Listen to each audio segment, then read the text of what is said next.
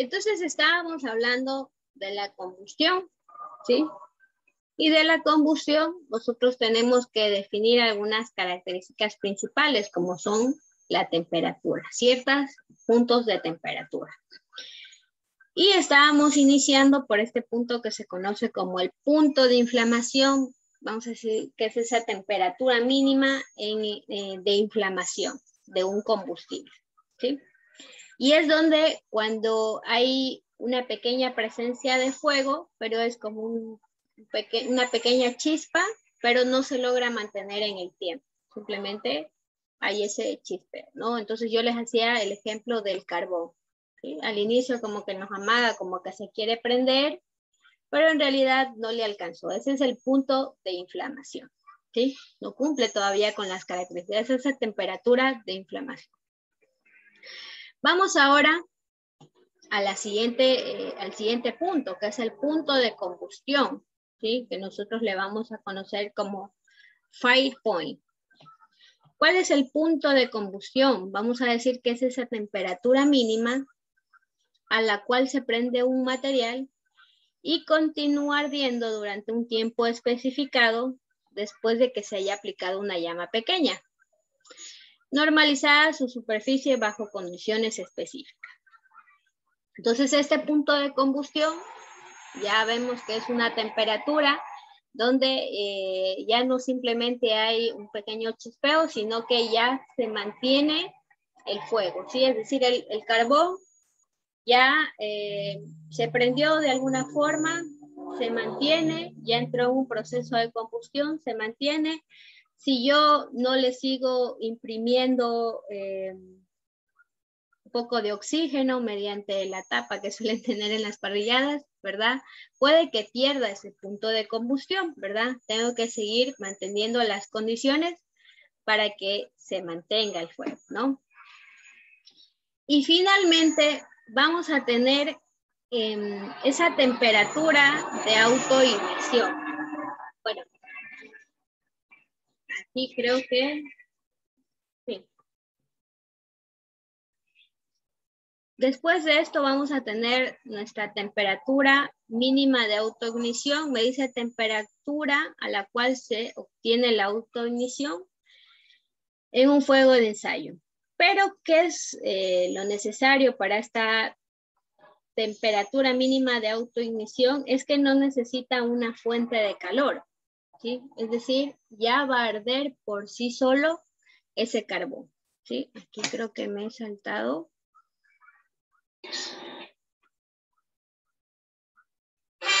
Ya, muy bien. Bueno, lo vamos a dejar ahí en global. Entonces aquí va a haber fuego, se va a mantener en el tiempo, pero ya no necesita la presencia de llamas, ya no necesita ninguna fuente de calor externo, ¿sí? Simplemente va a continuar ardiendo, salvo que ustedes, por ejemplo, ya le utilicen algún tipo de sofocación, algún tipo de enfriamiento. Entonces, ya una vez que ardió ese combustible, que era el carbón, ¿verdad? Ya está prendido el carbón, ¿verdad? Que ya estamos haciendo la parrillada y llega al punto que se está quemando, ¿verdad? ¿Por qué? Porque ese carbón ya alcanzó la combustión, ¿sí? Ya tiene calor. Entonces, él ya tiene un proceso en el que ya alcanzó una temperatura lo suficientemente alta para mantenerse, sin la necesidad de presencia de calor. La única forma que yo podría apagar ese carbón sería poniéndole un poco de agua o arena, ¿verdad? Entonces esta sería la temperatura mínima de autoignición, cuando arde un combustible sin necesidad de una fuente de calor y que obviamente se va a mantener en el tiempo. Entonces yo he puesto aquí un pequeño ejemplo, ¿sí? Por ejemplo, dice punto de inflamación, ya vimos que era esa temperatura mínima cuando hay el desprendimiento de vapores, ¿verdad? Y en el que puede haber esa pequeña chispa, pero que no se va a mantener. Entonces, por ejemplo, para la gasolina, el punto de inflamación es de menos 43 grados centígrados, ¿sí? Un líquido que se considera inflamable, ¿sí? Se considera por debajo de los 37.8 grados centígrados, ¿sí?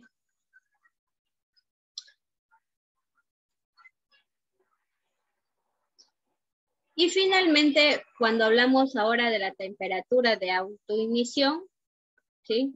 Que es la temperatura a la cual ya no necesita ninguna fuente de calor para iniciar con el fuego. Por ejemplo, para que la gasolina se incendie por sí sola, solita, tendría que estar a una temperatura de 371 grados centígrados, ¿verdad? Cosa que no va a pasar. Y normalmente hay elementos que tienen una temperatura de ignición mucho más baja, ¿sí? Entonces, por ejemplo, una forma de abatir es mediante el enfriamiento. No sé si ustedes en algún momento han revisado o han realizado algún tipo de visita a la planta de gas. Ya, a la planta de gas. ¿Sí? No sé, ¿alguien ha entrado a la planta de gas? No, ya. La planta de gas, si ustedes la ven, normalmente está fría, ¿verdad? Entonces, ¿por qué? Porque tenemos que mantener a cierta temperatura por debajo los combustibles, no yendo más allá de la planta de gas. Su GLP, ¿verdad? Su gas licuado de petróleo. Ustedes han tocado el cilindro normalmente. Está frío, ¿verdad? El cilindro normalmente está frío, ¿verdad? Porque el gas dentro del cilindro se encuentra en un estado líquido, ¿sí? Y normalmente nosotros tendríamos que tenerlo a una temperatura realmente baja. Y cuando nosotros lo sacamos a través de nuestra cocina, lo sacamos de forma gaseosa, ¿verdad? Y ya entra en contacto con la energía de activación, que es el calor, y se produce el fuego, ¿sí? Entonces, este punto de inflamación, lo que vimos también, el punto de combustión y la temperatura de autoignición, son puntos necesarios a la hora de nosotros almacenar combustibles, a la hora de sofocar algún tipo de incendio, van a permitir tomar ciertas medidas preventivas, ¿sí? No sé si está entendido esta parte de aquí. ¿Alguna pregunta, chicos? De que sudo yo aquí dándoles la clase. Eso de la autoignición, eso de la gasolina que a los 371 grados significa que hay que calentarla así como que estuviéramos hirviendo aceite, ¿verdad? Sí, Y a más los o menos. Claro, tendría que estar en el infierno prácticamente. Y la pólvora sería vuelta el caso opuesto, porque apenas se toca la pólvora sabe explotar. Este sería la autoignición también, ¿verdad? Sí, quiere decir que la pólvora tiene un proceso, una temperatura de autoignición tal vez en los 40 grados centígrados, ¿sí? Hablemos, tal vez a ustedes lo que más les importa es saber el punto de combustión. En realidad, el punto de combustión es esa temperatura cuando yo le aplico calor que de verdad va a arder, ¿no? Entonces, por ejemplo, voy a poner el punto de combustión de la gasolina para tener ahí un proceso de referencia.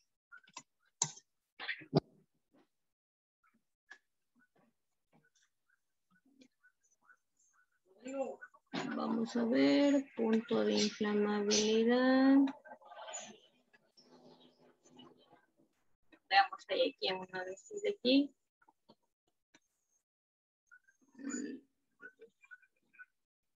El punto de inflamabilidad. Bueno, normalmente lo que nos suelen dar a nosotros pues es ese punto de inflamación en el que se puede producir un pequeño chisporoteo nomás. ¿Sí? Por ejemplo, aquí dice punto de inflamabilidad, es ese pequeño destello, un pequeño chisporoteo. De la gasolina está en menos 40 grados centígrados. Imagínense que a menos 40 grados centígrados la gasolina ya puede tener un pequeño destello si le coloco una fuente de calor externa. Son elementos, son combustibles inflamables. El punto de combustión, bueno, no establece el punto de combustión.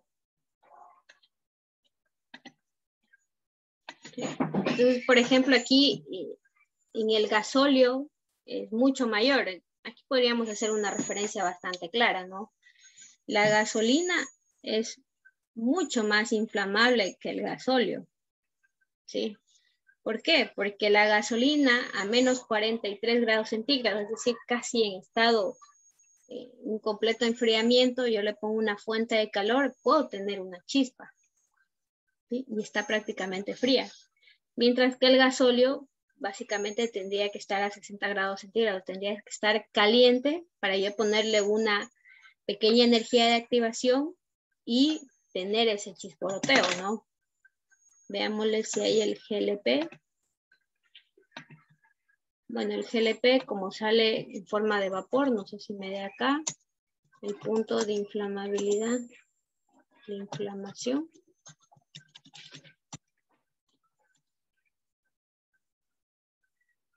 Veamos si nos da aquí. Para tener un ejemplo más aquí.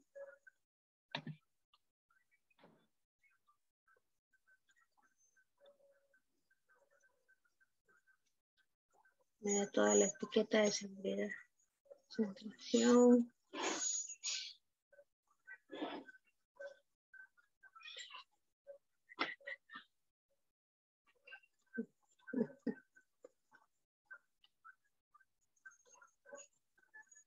Me da todo el etiquetado y no lo encontré. Punto de inflamación.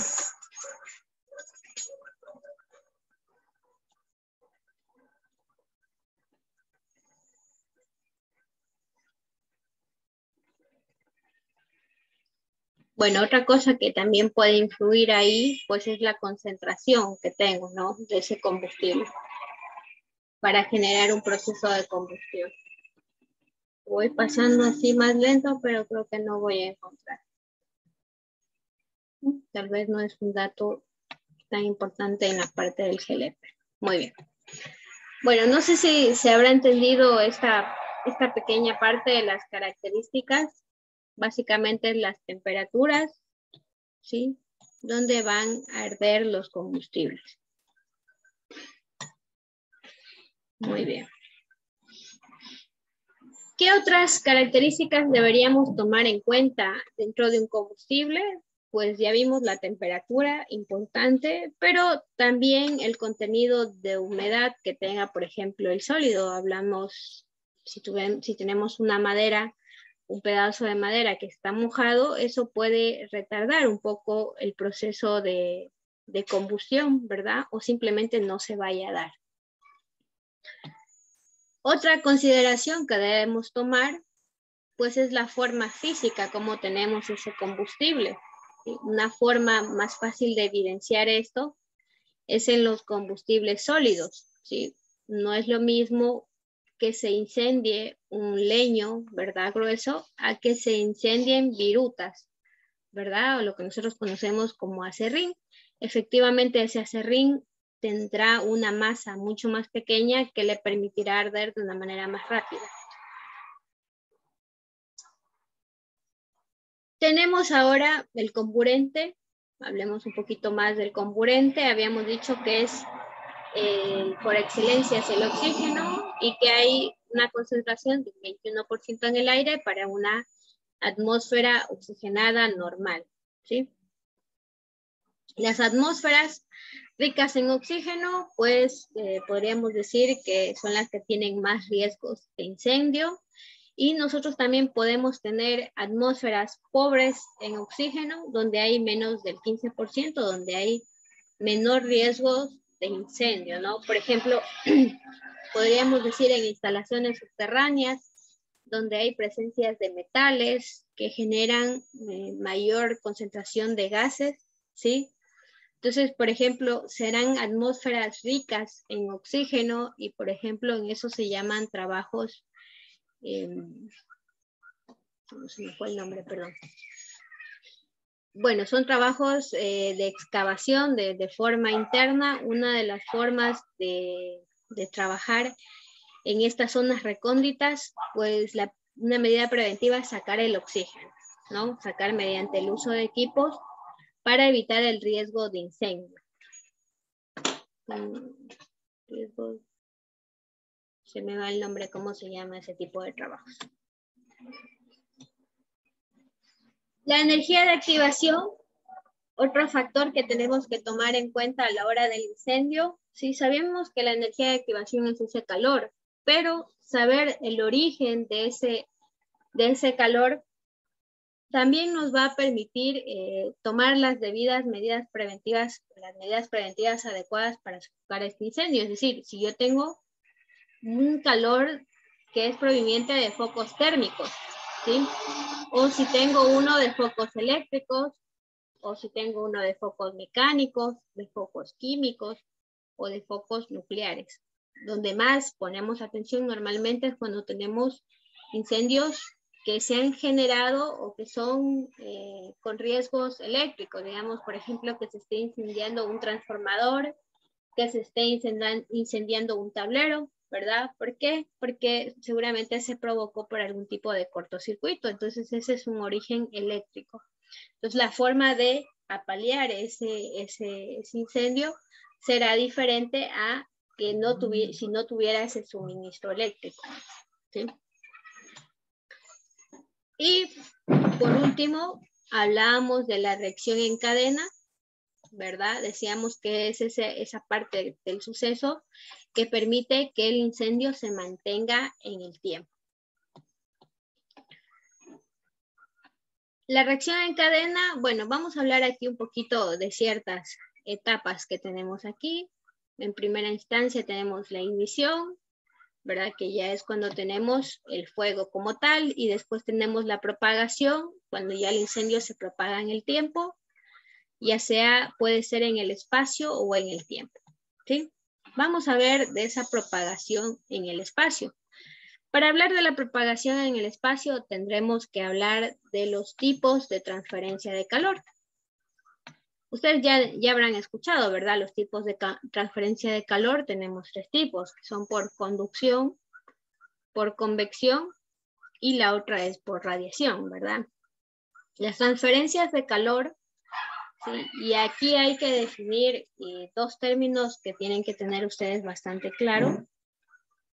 El calor y la temperatura, ¿sí? Son 2 términos diferentes. Ay, caramba.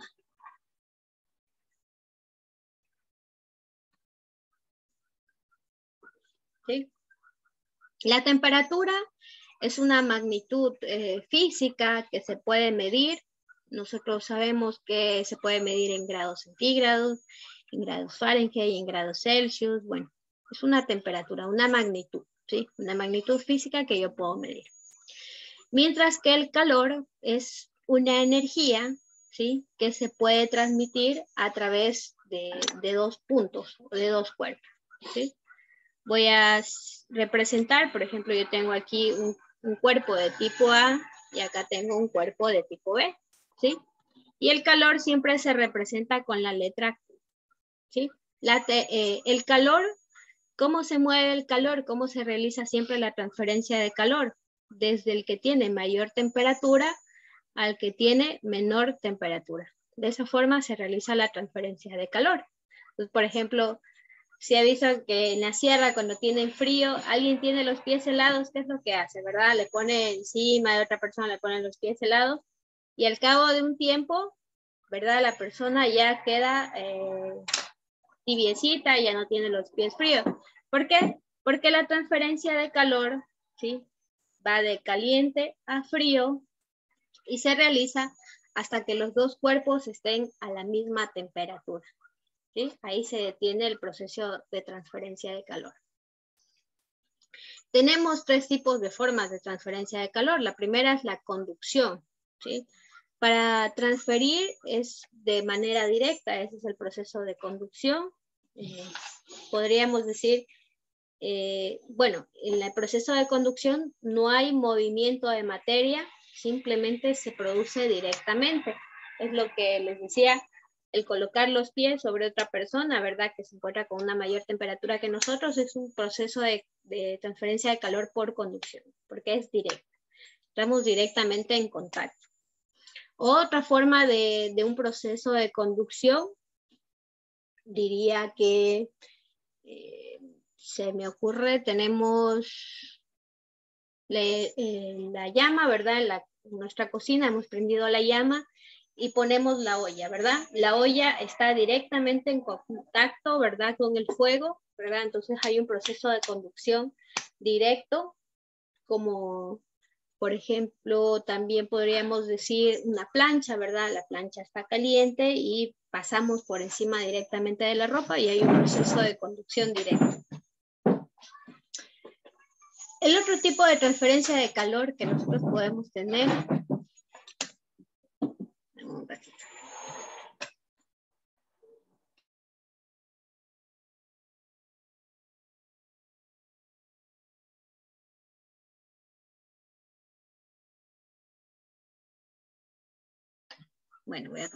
Bueno, entonces ese es el proceso de conducción. Es directo y normalmente se realizan en los sólidos, ¿sí? No hay procesos de conducción en líquidos. Simplemente se realizan procesos de conducción directa en sólidos, ¿sí? La otra forma de transferencia de calor se conoce como convección. Y aquí sí tenemos una pequeña transferencia de energía, ¿sí? O un pequeño movimiento de materias, por así decirlo, y se realiza solo en líquidos, ¿sí? O en fluidos. Solo ahí se realizan en líquidos o gases. Solo ahí se producen la transferencia de calor por convección. Entonces, por ejemplo, esa misma olla que yo puse, ¿verdad? En el fuego, que se está calentando por conducción, yo le pongo agua, ¿verdad? El agua se va a calentar por un proceso de convección, ¿sí? Porque no está directamente con la fuente de calor, ¿verdad? Sino que se encuentra en la olla.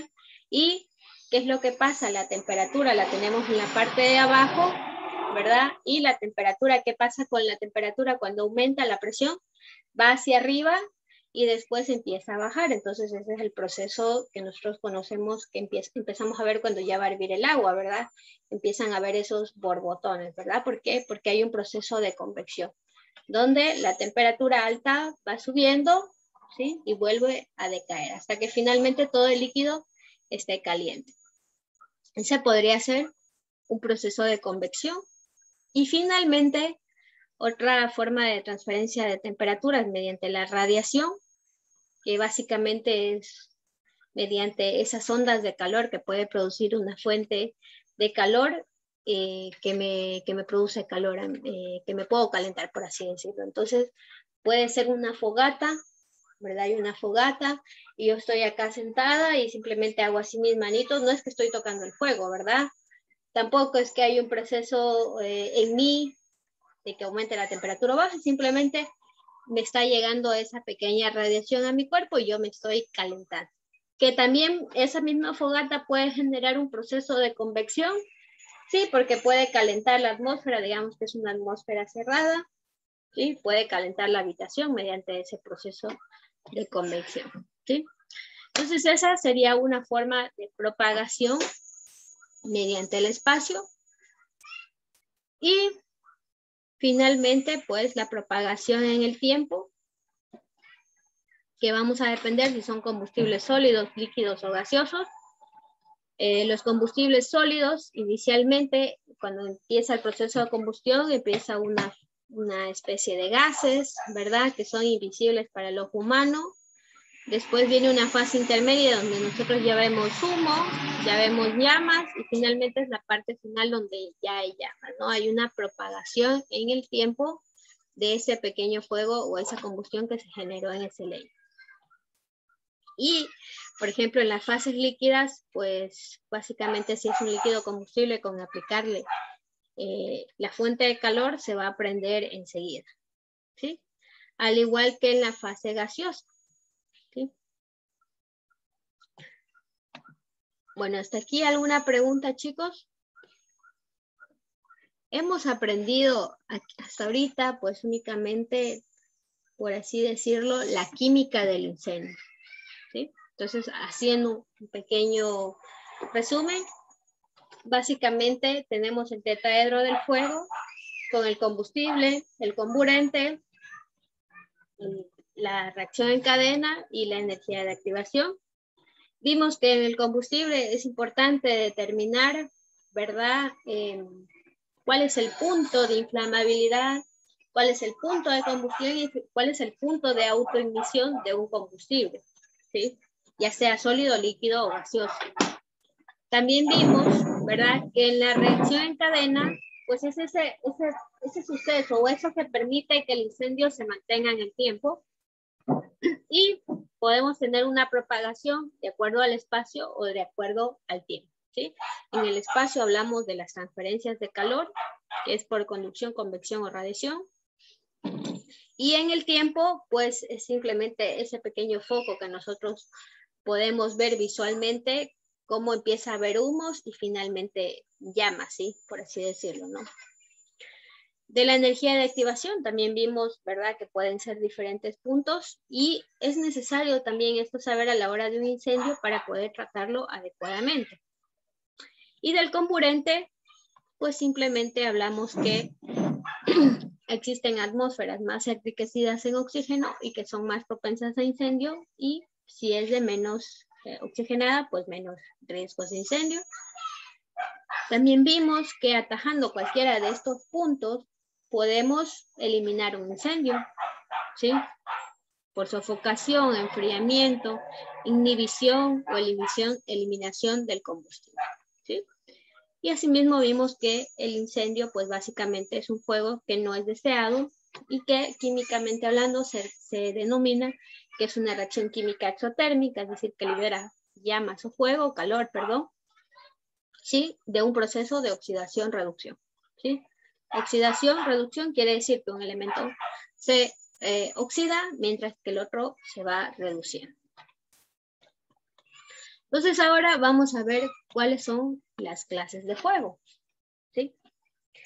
En las clases de fuego nosotros podríamos decir que hay una clasificación europea, ¿sí?, que se aplica en Europa y en Australia, y hay una clasificación estadounidense que es la que se aplica en nuestro país, ¿sí? Difiere simplemente en dos subclasificaciones, pero vamos a ver primero la normativa europea, que es la que tengo aquí, ¿sí? Que es la que tengo aquí, ¿sí? Las clases de fuego, ¿sí?, según la normativa europea, nos dice que tenemos fuegos de clase A. Los fuegos de clase A son los derivados de combustiones de materiales sólidos, ¿sí?, de naturaleza orgánica. Ya les había dicho un ejemplo: madera, carbón, tela, papel. Tela, cuando hablamos de tela, tela orgánica, como es el algodón, pero ahora ya sabemos que hay telas sintéticas. Las telas sintéticas no se consideran como fuegos, si empieza a arder, digamos, textiles sintéticos, no se consideran fuegos de clase A, ¿sí? ¿Por qué? Porque lo que es sintético, lo que es plástico, cuando empieza a arder, se forma o se hace de una forma líquida. Entonces estos ya se engloban en los fuegos de clase B. Los fuegos de clase B son los fuegos de líquidos o de sólidos licuables. Aquí tenemos gasolina, petróleo, alcohol, gasóleo, alquitrán, grasas, parafinas, ceras, es decir, elementos que son derivados del petróleo, y aquí podríamos poner textiles sintéticos, plásticos, ¿sí? Porque al momento de arder se hacen líquidos. En la normativa europea, la clase C se establece como los fuegos derivados de gases, ¿sí? Por ejemplo, el acetileno, butano, metano, propano, gas natural, hidrógeno, propileno, etcétera, ¿no? Entonces, todos los que son gases en la normativa europea se engloban en la clase C. En la clase D, ¿sí?, son los fuegos derivados de metales. Realmente, bueno, estos son muy aislados. Bueno, acá no tengo un ejemplo donde podríamos ver metales ardiendo, pero bueno. Ejemplo, tenemos aluminio en polvo, potasio, sodio, magnesio. Magnesio creo que es el que se podría encontrar en algún tipo de industria que podría arder, ¿no? Son metales. Y normalmente los metales, cuando se incendian, producen llamas de color blanco, ¿sí? Entonces esa podría ser una característica para definir que es un fuego derivado de metales. Y también, tanto en la normativa europea como en la normativa estadounidense, tenemos una clase de fuego más que se me ha pasado por alto acá, que es conocida como la F en la normativa europea, que es para clase F, que son los fuegos derivados de aceites de cocina. Son los fuegos de aceites de cocina.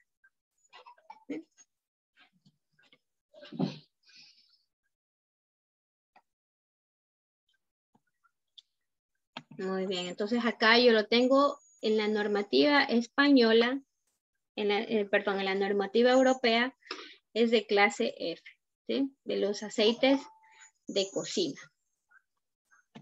Eso como la normativa europea. Sin embargo, bueno, esto ya saqué de lo que yo estudié, pero bueno. Sin embargo, aquí en nuestro país no se aplica la normativa europea, se aplica la normativa estadounidense. La normativa estadounidense, ¿qué nos dice? El fuego clase A efectivamente es de los materiales sólidos de naturaleza orgánica. La clase B, igualmente, son de líquidos y de sólidos licuables, es decir, aquí también podemos englobar los gases, ¿sí? Como ese GLP, también es un fuego de clase B. En la normativa estadounidense, un fuego de clase C es aquel que fue iniciado por, o tiene su origen eléctrico. ¿Sí? Ese es el que se aplica aquí en nuestro país, es decir, el fuego clase C es el de origen eléctrico. Puede ser que se esté incendiando un transformador, por ejemplo, yo voy a poner aquí, se esté incendiando un transformador, se esté incendiando un cable, un conductor, se esté incendiando, ¿sí? Y este está conectado a la energía eléctrica, se esté incendiando un motor, ¿sí? Pero aquí hay que tener una consideración. Se considera un riesgo de clase C, un fuego de origen eléctrico, mientras esté conectado a la energía eléctrica. Si yo ya le retiro la alimentación, ya se considera un fuego de clase A o de clase B, dependiendo si son materiales sintéticos. Por ejemplo, yo tengo este transformador que se está incendiando, ¿sí? Es un fuego de clase C, pero una vez que yo le retiro la alimentación, ya lo voy a considerar un fuego de clase A. Lo mismo, por ejemplo, si se estuviera quemando un computador, ¿verdad? Ese computador, mientras esté conectado, es un fuego eléctrico. Y después que le quitamos la alimentación, es un fuego de clase A o de clase B, dependiendo de los materiales. Al igual que el conductor, ¿sí? Esa es la consideración que tienen que tener con el fuego de clase C. En la normativa estadounidense, el fuego de clase D sí es de los metales, no cambia nada ahí tampoco. Y en la normativa estadounidense se conoce como fuego clase K, ¿sí? Para la normativa europea es F y para la normativa estadounidense es K. Y son los fuegos derivados de aceites de cocina, ¿sí? En los dos es lo mismo. Esta es europea y esta es estadounidense, ¿sí? Aquí hay una consideración que tenemos que tener en estos fuegos de clase F o K. Por ejemplo, nos puede pasar siempre, ¿no? Que nosotros estemos trabajando con el aceite y de repente empieza un incendio en mi cocina por este aceite.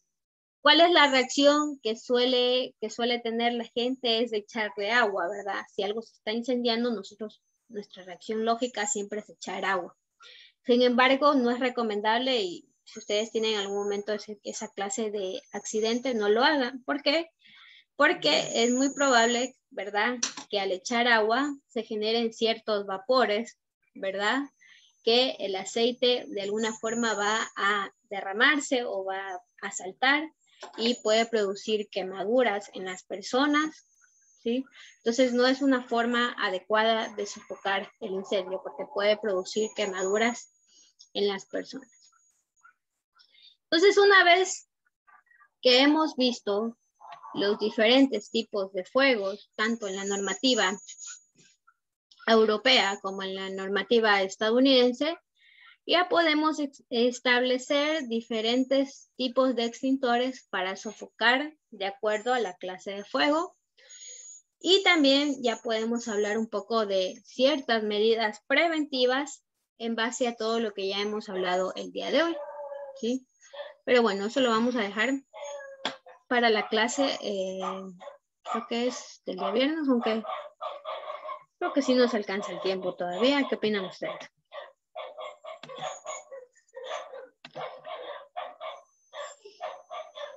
Está callado el público ya. Inge, Diga. vamos a visitar los bomberos como habíamos quedado. ¿Mande? Vamos a visitar los bomberos como habíamos quedado. Ahora estamos viendo incendios.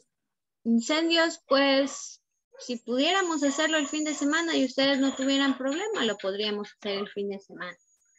Porque en realidad, entre semana, pues, ya se fue un poco del tiempo, un poco esa parte. Pero sí, hubiese sido muy bueno. Pero creo que lo vamos a dejar pendiente. Santiago, ¿usted quería visitar las instalaciones del Cuerpo de Bomberos? Yo sí, Inge, porque me hace falta. La verdad, yo he tenido varios accidentes con fuego. Entre ellos me explotó, por ejemplo, el tanque de gas. ¿Ya?